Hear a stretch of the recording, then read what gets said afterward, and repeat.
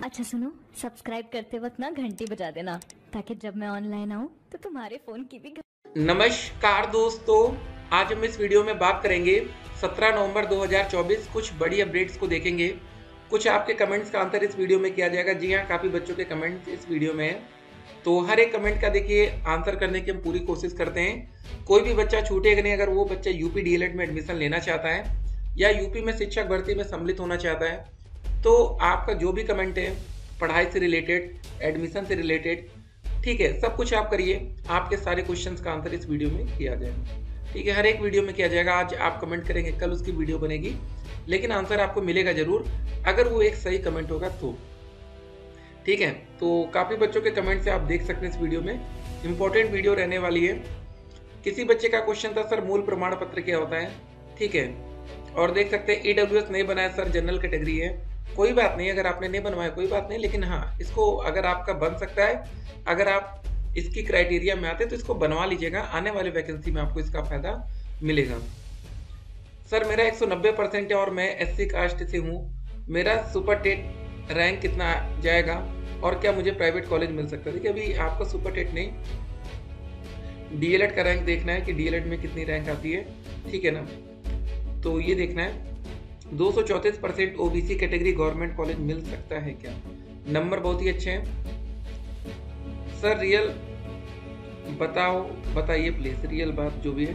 Counselling कब होगी, कितना टाइम लग गया है? नहीं होगी काउंसलिंग, सब बच्चे अपना टाइम वेस्ट ना करें। देख सकते हैं कुछ बच्चे ऐसा भी कह रहे हैं। स्टेट रैंक कब आएगा सर? सर मेरा 183 नंबर जनरल है, क्या कॉलेज मिल जाएगा? जी हाँ, देखिए दिक्कत क्या होगी ना कुछ बच्चों को, कि आपकी रैंक या तो 1 आ जाए या तो 2 आ जाए या मैक्सिमम 2,40,000, इसके बीच में होनी चाहिए तो बहुत ही बेहतर है। Rank 1 to 2,40,000। अगर आपकी रैंक मान लीजिए 2,40,000 प्लस जाती है तो फिर आपको काउंसलिंग में पार्टिसिपेट करने का मौका नहीं दिया जाता है, फिर आप डायरेक्ट बेसिस पर एडमिशन ले पाएंगे। ठीक है, मेरे हिसाब से पीएनपी के सामने धरना प्रदर्शन किया जाना चाहिए, बच्चे का कमेंट है।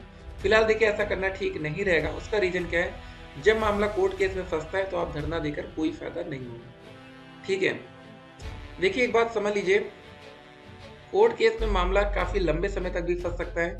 देखिए मान लीजिए अगर आपके पड़ोसी घर बनवा रहे हैं, अगर आपको लगता है कि आपकी जमीन विवादित है, ठीक है, आप एक नॉर्मल तरीके से भैया उसको मना कर दीजिए, या आप नहीं चाहते कि उसका घर बने, सिंपल सा केस कर दीजिए। जब तक केस फाइनल नहीं होगा उसका घर ही नहीं बन पाएगा। इसलिए बहुत बार देखते होंगे ना, कुछ लोग जमीन को थोड़ा बहुत छोड़कर ही बनवा देते हैं। ठीक है भाई, कोई बात नहीं, कि मामला जानते अगर कोर्ट में गया तो लंबे समय तक भी फंस सकता है। ये दोस्तों मेरिट लिस्ट है नौकरी की। ये कौन सी मेरिट लिस्ट है? नौकरी की। ठीक है, 120 में से, और ये जो 23 नंबर दिख रहा है ये 30 में से। ठीक है, 30 में से सारे नंबर मिले, ये 120 में इधर से मेरिट लिस्ट गई है। उसके बाद आपकी बारी आती है डीएलएड कॉलेज एडमिशन लिस्ट। ये है कॉलेज एडमिशन लिस्ट। ठीक है, तो सब कुछ आपको जानना जरूरी है।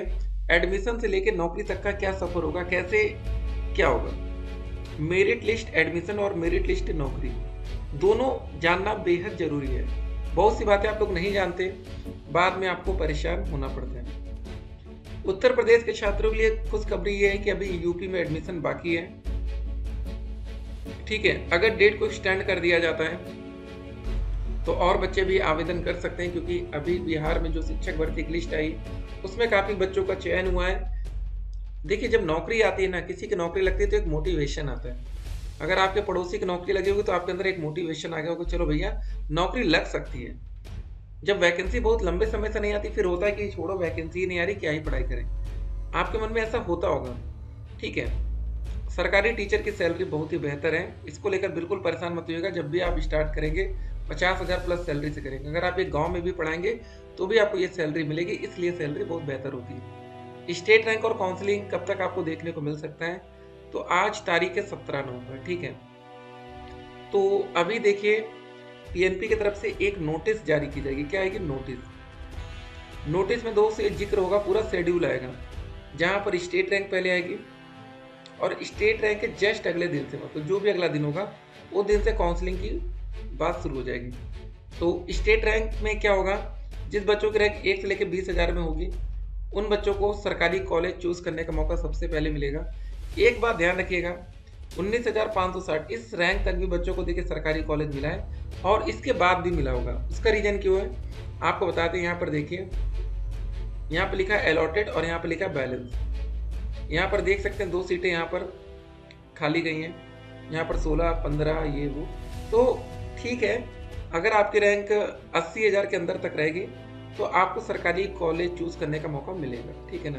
काउंसलिंग का क्या रूल होता है वो भी देख लीजिए।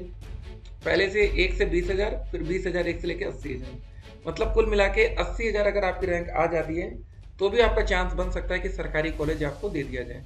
चलिए पहले हम लोग कुछ कमेंट्स को देख लेते हैं। तो डीएलएड से रिलेटेड हर एक जानकारी एडमिशन तक आपको मिल जाएगी, ठीक है। कॉलेज में जाएंगे तो लगेगा अरे यार सब कुछ तो हम पहले से जानते हैं। अभी एडमिशन होगा यूपी में, बिल्कुल होगा sir. Girls SC category 220 number है, प्लीज क्या सरकारी। एक बात ध्यान रखिएगा, गर्ल और बॉय का यूपी में कोई लेना देना नहीं, ठीक है। यहाँ पर जिसके नंबर ज्यादा अच्छे होंगे उनको कॉलेज मिलेगा। एससी कैटेगरी इसलिए चांस बन रहा है, नहीं तो ओबीसी, जनरल, ईडब्ल्यूएस में बिल्कुल चांस नहीं है 220 में। मेरे हिसाब से निर्धारणा नहीं होना चाहिए। क्या ये सुबह वाली है तो ये ठीक है। स्टेट रैंक कब आएगा सर? एक हफ्ता और वेट करिए। यहाँ पर देखिए सर मेरा इतने नंबर है जी, यहाँ प्राइवेट मिल जाना चाहिए, लेकिन 2,40,000 के ऊपर रैंक जा सकती है। काउंसलिंग कब होगी, कितना टाइम लग जाएगा, ठीक है।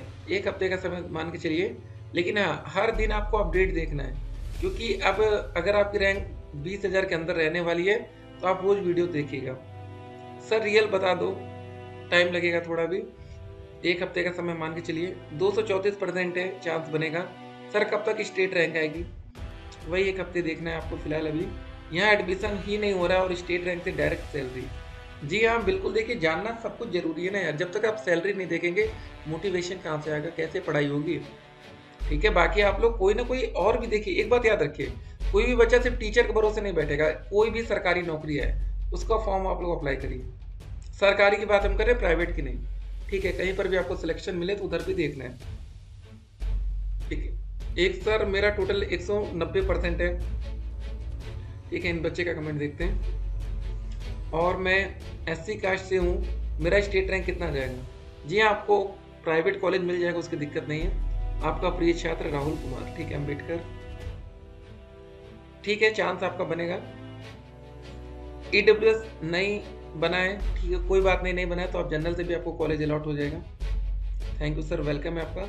लगता है बीटीसी के चक्कर में एमए में एडमिशन नहीं हो पाएगा। एक बात ध्यान दीजिएगा, एक टाइम में 2 रेगुलर कोर्स करना बिल्कुल गलत काम है, सोचना भी नहीं है, नहीं तो आगे चलकर कभी नौकरी लगेगी तो आप दिक्कत में आ सकते हैं, ठीक है। एक टाइम में एक ही कोर्स करना है। अगर टीचर बनने का सपना है तो ठीक है, टीचर ही बनना है। मूल प्रमाण पत्र, ये देखिए आपका प्रोविजनल सर्टिफिकेट को भी मूल कहते हैं, प्रमाण पत्र कहते हैं, जो कि कॉलेज एडमिशन के टाइम आपका लगता है या कहीं पर भी ऐसे टाइम में लग सकता है, मूल प्रमाण पत्र, ठीक है, प्रोविजनल। स्टेट रैंक कब तक आएगा? अभी आपको वेट करना है। सर मेरा क्वेश्चन है, मेरी मेरिट 221.14 बन रहा है, कैटेगरी ओबीसी है और हम पीएच कैंडिडेट हैं, ठीक है। क्या प्रयागराज इलाहाबाद डैट मिल जाएगा? और यदि डैट कॉलेज मिलता है तो हमें काउंसलिंग कौन से राउंड में करवाएं? देखिए ये आप डिसाइड नहीं करेंगे, ये आपकी रैंक डिसाइड करेगी कि आप कौन से राउंड में काउंसलिंग करा सकते हैं, ठीक है ना।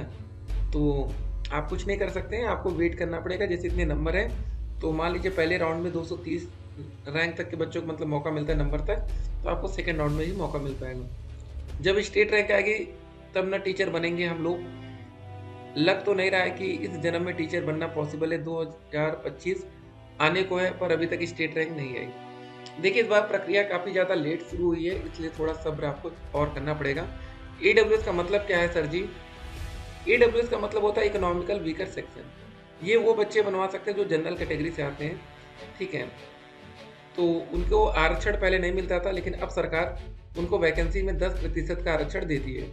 अगर 1 लाख पदों पर वैकेंसी आएगी तो मान के चलिए 10,000 सीट्स आपके लिए हो सकती है, ठीक है। उसमें भी थोड़ा बहुत ऊपर नीचे हो जाता है। अभी एडमिशन जी हाँ होगा, ये बात हो गया, ठीक है। तो चलिए आप लोग के जो कमेंट्स थे आज के उसके आंसर हो गए। फिलहाल आप ये सारी कट ऑफ इसका स्क्रीनशॉट ले लीजिएगा। तो ऐसे आपको तैयारी करना है, कैसे नौकरी पानी है। यूपी में टीचर बनने का एक बच्चों का कमेंट था कि क्या सर रूल है यूपी में, वो बिहार का आपने देख लिया। यहाँ पर देखिए सीधे नंबर से जो बच्चे 120 नंबर का एग्जाम दिए, अगर आपके 120 में से 81 है जनरल कैटेगरी से, नौकरी मिल गई यूपी के। अब मान लीजिए 120 नंबर के थे हम एग्जाम हुआ SC कैटेगरी का 39, मतलब 120 में से 39 नंबर सिर्फ बना, और आप बिहार के रहने वाले थे, SC कैटेगरी के मेल या फीमेल, ठीक है, या ST के मेल या फीमेल, बस आपको नौकरी लग गई, बात खत्म।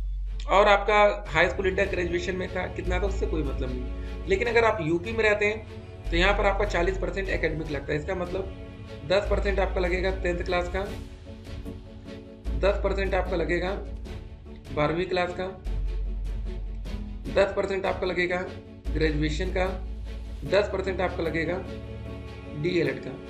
ये यूपी का रूल है, मतलब टोटल 10, 20, 30, 40% एकेडमिक और 60% आपका सुपरटेड। जैसे भी एक एग्जाम हुआ ना, 120 में से बच्चे 39 पाए, इसका वो 60% लेते हैं यूपी में, ऐसा रहेगा। यहाँ पर 150 नंबर का एग्जाम होगा, ठीक है ना। तो थोड़ा सा यूपी और बिहार में अंतर है। फिलहाल आपको कौन कौन से डॉक्यूमेंट्स तैयार रखने हैं? अलॉटमेंट लेटर 10,000 पेमेंट पर मिलेगा, आवेदन पत्र का प्रिंट आउट फॉर्म भरते समय जो लगा, हाई स्कूल इंटर ये ग्रेजुएशन इसको हटाइए, और प्रोविजनल प्रमाण पत्र, निवास जाति, निवास अगर आप यूपी के रहेंगे तो मांगा जाएगा, जाति प्रमाण पत्र उत्तर प्रदेश के हैं तो ही लगेगा, क्योंकि अदर स्टेट के बच्चे सब जनरल में आ जाएंगे, ठीक है, यूपी वाले बच्चों का ही ये सब लगेगा, ठीक है।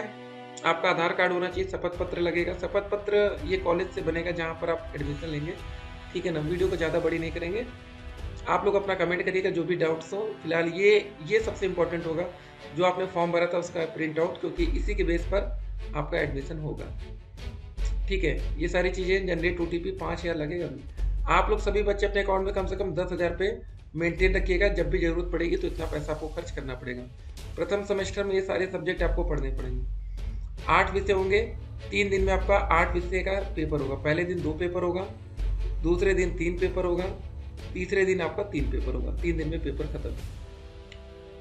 अब आपकी स्टेट रैंक देखनी, नो योर रैंक, देखते हैं कितनी रैंक आती है, पहली आती है आपकी या लास्ट आती है, ठीक है, या आपकी बीच में रहती है, ठीक है। चलिए मिलते हैं एक और वीडियो में, तब तक के लिए स्टे कनेक्टेड, आपका दिन शुभ हो।